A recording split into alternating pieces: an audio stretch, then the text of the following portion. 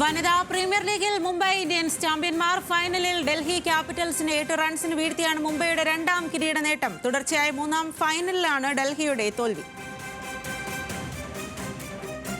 വിവരങ്ങളുമായി മനീഷ് ഐഷ മാത്യു ആണ് സ്പോർട്സ് ഡെസ്കിൽ നിന്നും ചേരുന്നത്. മനീഷ്, എങ്ങനെയാണ് മുംബൈയുടെ നേട്ടത്തെ നോക്കിക്കാണാൻ സാധിക്കുന്നത്?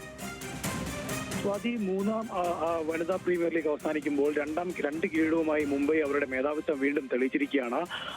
ഇന്ന് മുംബൈയിൽ നടന്ന മത്സരത്തിൽ ടോസ് നഷ്ടമായാണ് മുംബൈ ബാറ്റിംഗിന് ഇറങ്ങുന്നത്. സാധാരണഗതിയിൽ ഈ ആദ്യം ബാറ്റ് ചെയ്യുന്നവർക്കുള്ള സാധ്യതകൾ കുറയുന്ന ഒരു മത്സരത്തിൽ പക്ഷേ മുംബൈ 149 എന്ന് പറയുന്ന ഒരു സ്കോർ നേടുന്നു. ക്യാപ്റ്റൻ ഹർമീന്ദർ കൗറിന്റെ 66 റൺസ് പ്രകടനമാണ് മുംബൈ ഒരു ഭേദപ്പെട്ട ടോട്ടലിലേക്ക് എത്തിക്കുന്നത്.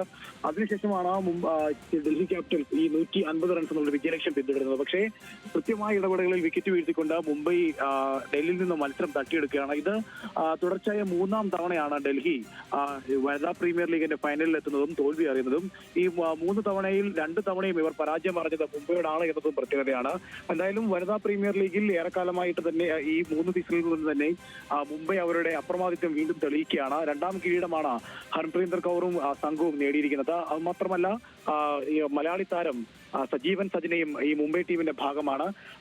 സജീവൻ അടങ്ങുന്ന ടീമാണ് നിലവിലിപ്പോൾ രണ്ടാം കിരീടം സ്വന്തമാക്കിയിരിക്കുന്നത്. സ്വാതി. ശരി മനീഷ്, വനിതാ പ്രീമിയർ ലീഗിൽ മുംബൈക്ക് കിരീടം.